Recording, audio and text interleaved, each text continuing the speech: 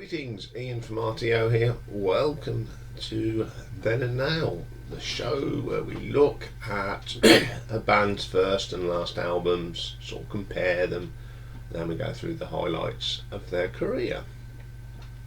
So today's band are Led Zeppelin. Don't need much introduction, do they? Formed in 1968 by Jimmy Page, who'd been in the Yardbirds, etc, etc, joined by Robert Plant, John Paul Jones and John Bonham. They were originally going to be called the New Yardbirds, but they decided to change their name. So, Led Zeppelin, debut album, basically called Led Zeppelin, released 12th of January 1969. Recorded in 1968 at the Olympic Studios in London. It's got original material and some folk songs, produced by Jimmy Page, and of course we have Robert Plant on lead vocal and harmonica, Jimmy Page, who's on electric, acoustic, pedal steel guitars and backing vocal, John Paul Jones on the bass, organ and backing vocal, and then John Bonham of course on the drums. And there's an additional musician on this, Vinram Giacchini on the tabla on Black Mountain Side. So let's have a look at these fabulous tracks. Opens up with the brilliant Good Times, Bad Times. That opening riff and then thundering drums from John Bonham, you knew that he was onto a good thing from track one. Excellent track, still remains one of my favourites. As usual, I do not go into much detail because if you want a full ranking, you know the deal, you just ask. Then second track, Babe, I'm Gonna Leave You. Love how this track is quiet and subdued at the beginning, and then all of a sudden you get that, and then it just goes back into a quiet mellow track. Really strong track, excellent vocal from Robert Plant of course, pretty cool. Third track is a cover, You Shook Me, written by Willie Dixon and recorded by Muddy Waters. There's not much difference in the what they've done to it. There's some great keyboard on here by John Paul Jones though. It's a very strong version, excellent version. Then we get Dazed and Confused, written by Jake Holmes of course, is an American singer. Now his version is more of a folk rock version. It's not a bad song, but this of course is the dynamite version. That bass line that John Paul Jones does in this takes it to totally another level, and is one of them songs that this version is much better of course than the original. I love the vocal from Robert Plant in this as well, and then you got them lovely delicate touches on the guitar from Jimmy. Fantastic stuff. Then the next song is Your Time Is Gonna Come. This shows the versatility of John Paul Jones. That opening piece on the church organ, love this track. It is brilliant, great vocal again. Superb track. Then we get Black Mountain Side. Even at this stage of their career, the first album, they're starting to experiment, look for new ways of doing music, and the tabla drums on this sound brilliant. It's absolutely fantastic. Then we get the brilliant Communication Breakdown. Could this go down as the first real heavy metal track? I don't know, but it's a great track. That opening riff is awesome. can't get any better. It's one of them distinctive riffs that everybody knows and everyone goes, yeah, that's Led Zeppelin. Then we get I Can't Quit You Baby, again written by Willie Dixon, recorded by Otis Rush in 1956. I love Otis Rush's version, and I love this one better. Again, Jimmy Page's guitar work on this, absolutely out the top drawer. And it just shows as well John Bonham's drumming. You know, John Bonham's known for the heavy thundering drums. On here it's very, very delicate. Very, very good track. Then we get How Many More Times to End the Album. The switch between blues and jazz on this is fantastic. I love John Bonham on this. His drumming is all brilliant. John Paul Jones as ever, belter. You got one of Jimmy Page's weird and wonderful solos on this. It just shows what we were going to get for the rest of their career. So what did everyone think about it? Let's have a look. Let's see what the professionals thought. The album was advertised in selected music papers under the slogan of Led Zeppelin, the only way to fly. Initially, it got poor reviews. Rolling Stone magazine, my favourite magazine. This is what they actually said. I'm going to quote what they said. Band offered, right, little that was twin with the Jeff Beck group. Didn't say how well or better 3 months ago. To fill the void created by the demise of Cream, they will have to find a producer editor with some material worthy of their collective talents. Calling Page a limited producer and criticising his writing skills. He also called Plant a foppish Rod Stewart, but nowhere near as exciting.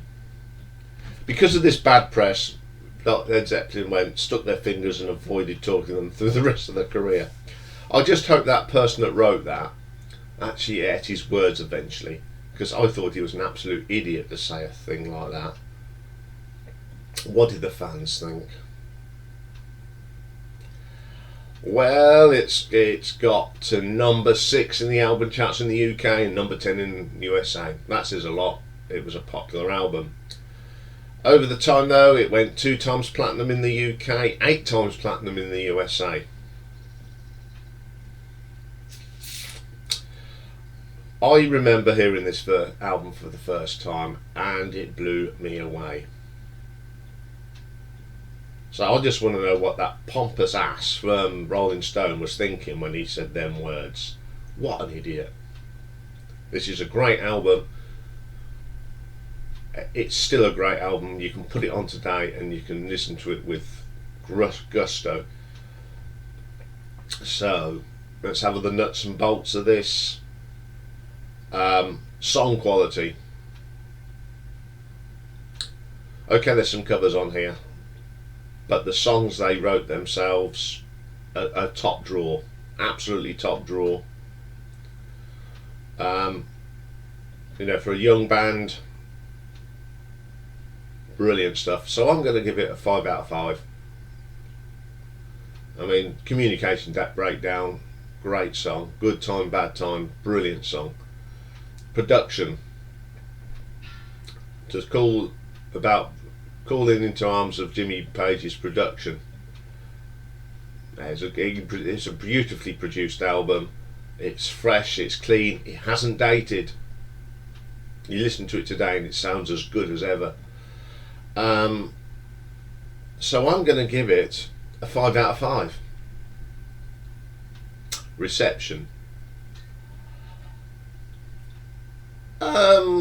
Apart from the slagging off by Rolling Stones magazine, over the years people have said what a good album it is in the press. The fans loved it, everyone loved it. You know, with the record sales, you knew that everyone loves this, and it's an iconic album. It's a must for all rock fans. So again, I'm going to give it 5 out of 5. So we got full house today, 15 out of 15 for a fantastic album. Okay then, let's get into that time machine. Move on just 10 years, very short career. We turn up in 1979 for In Through the Outdoor, 8th and final album, studio album of original material, recorded by Led Zeppelin. It was recorded between November and December 1978 at ABBA's Polar Studios in Stockholm. Released on Swan Song Records, 15th of August 1979. Produced again by Jimmy Page. Last album, of course, before poor old John Bonham died in 1980. Opens up with the In the Evening. Love the start to this. Love the vocal from Robert Plant. And when the best of the band come in, you get some great riffy stuff from Jimmy. Nice keyboard from John Paul Jones. Fantastic track. Love it. Southbound Soiree. I don't mind this track. I think it's quite catchy. The piano work from John Paul Jones is pretty good on this. Fall in the Rain. A little bit different. You know, they start. You know, I think if they'd have carried on and John hadn't died, I think they would have done more of this experimentation. I do like the track. I don't dislike it. It's just a bit different, and it just stands out there. Listen to it. Hot Dog. I'm not very keen on this one. I think it's something that should have been on the Honey Drippers, that Robert Plant side project he had. It's not bad. It's just not a favourite of mine. Then we get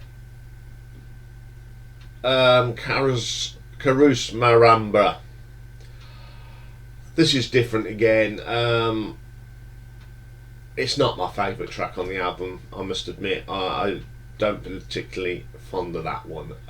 All My Love, a lot of keyboard in this track, but I like it. Yeah, it's a lovely track, and I like Jimmy's guitar work. Him and John Paul Jones sort of working around each other, complementing each other as well, and it's a very good track. And the last track, I'm Gonna Crawl, a little bit different again, but has got an amazing guitar solo by Jimmy Page. So what did the old critics think? In Through the Outdoor divided the critics and Led Zeppelin fans. Some found it synthesizer influenced music, forward thinking, while others felt the band had forsaken their heavy, fast sound.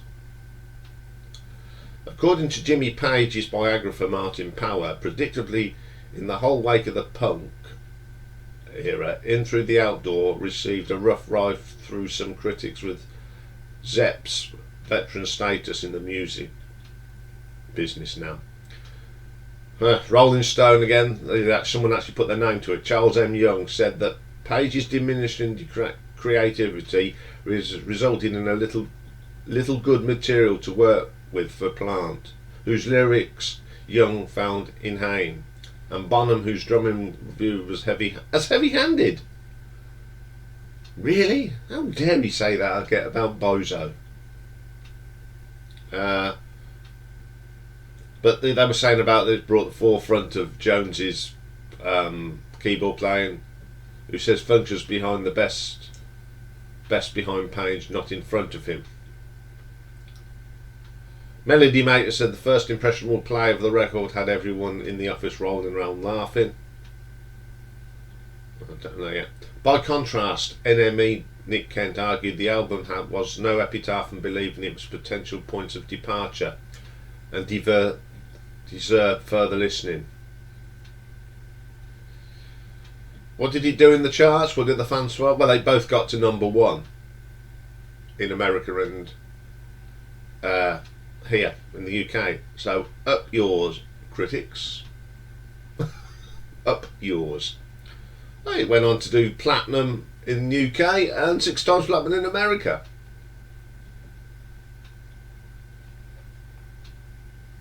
On the whole, I like this album. I don't care what the critics say.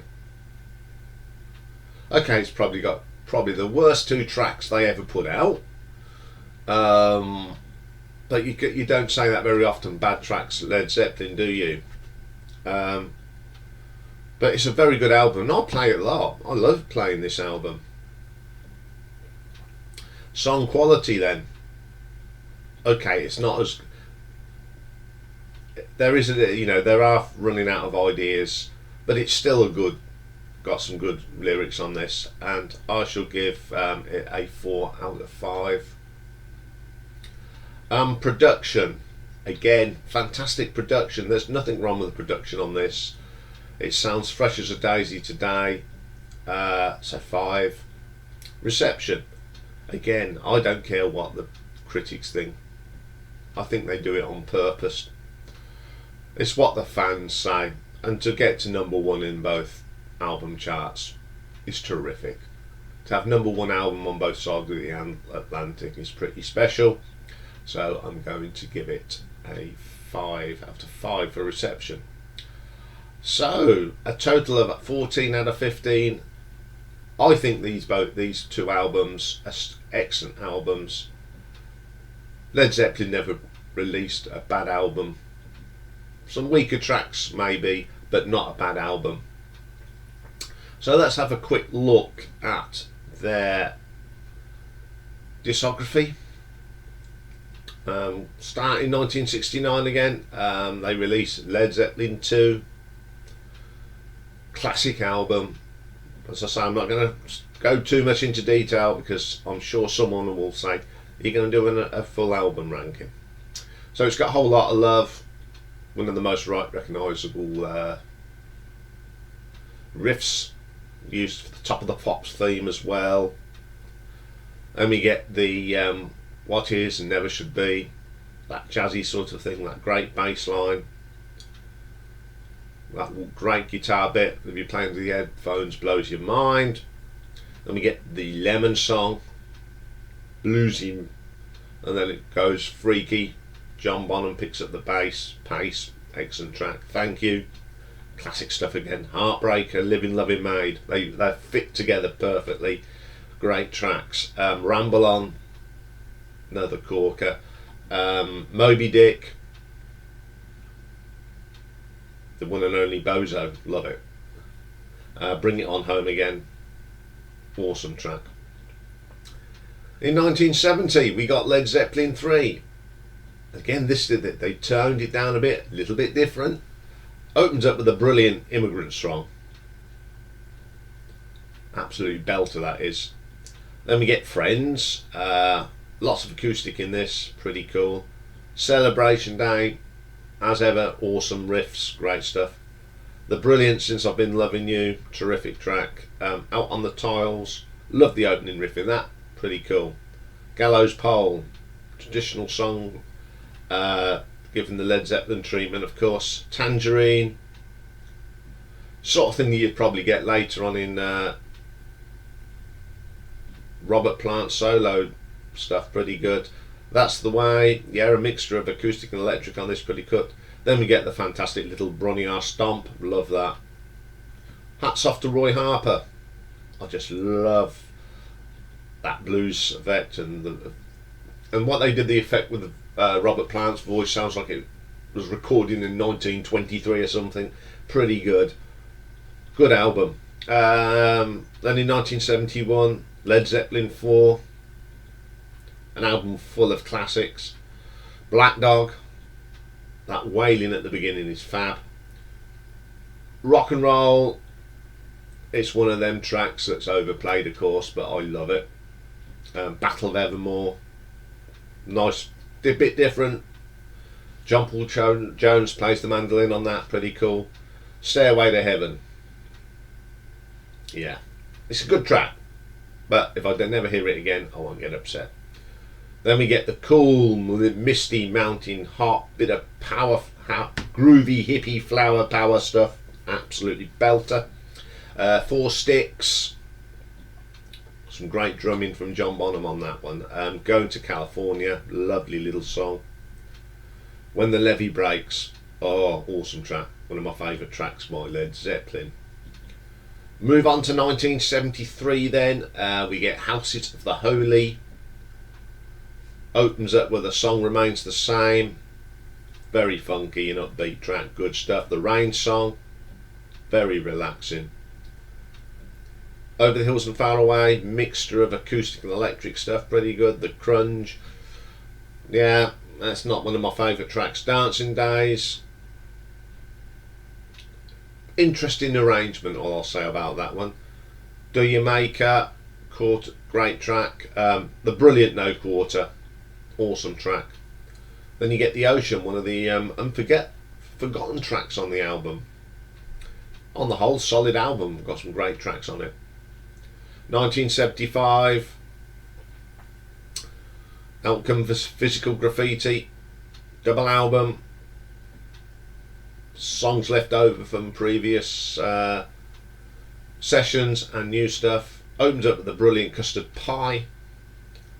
The Rover, drumming on that's fab. The brilliant In My Time of Dying, awesome track. Trampled Underfoot, oh, I've missed out, Houses of the Holy. Houses of the Holy is a really good track. Trampled Underfoot, of course. Love the boogie woogie piano on that. The awesome Kashmir. In the Light, great start on that. Awesome. Broniart, again one of them lovely little bits of music. Down by the Seaside, it's cool. 10 Years Gone, another great track. Night Flight, I call that Led Zeppelin doing the faces. The Wonton Song, great bass line. The brilliant Boogie with Stew, awesome stuff. Black Country Woman, another good stomping track. Sick Again, mind-blowing guitar work from Jimmy. That takes us up to 1976. Presents, that album cover again. It's got the brilliant Achilles' Last Stand on it, of course. Ice track, love that one to death. For Your Life, another of John Paul Jones's great bass lines. Royal Orleans, one of the weaker tracks. Nobody's Fault But Mine, love that guitar at the beginning. Candy Rock Store, you're sort of struggling here. Hots on For Nowhere, don't mind this one, it's listenable. And then T for One is just a great blues jam meandering sort of track. So that's a quick brief look at Led Zeppelin, but as I said, if you would like me to do a full comprehensive ranking, just put it in the box below and it'll be added to the list. A lot of you do that now when you've watched these Then and Nows. A lot of album rankings have come from that, which is pretty cool. It sort of just gives you a taster, and if you like this, if you like Led Zeppelin, you more than likely want me to do a full ranking, and the only way we get that is if you ask. I'll be back later. We've got album artwork, we've got 45 covers of Jean-Michel Jarre to look at. I couldn't leave any out, and so I've done the lot. So I'll be back for later, so take care for now.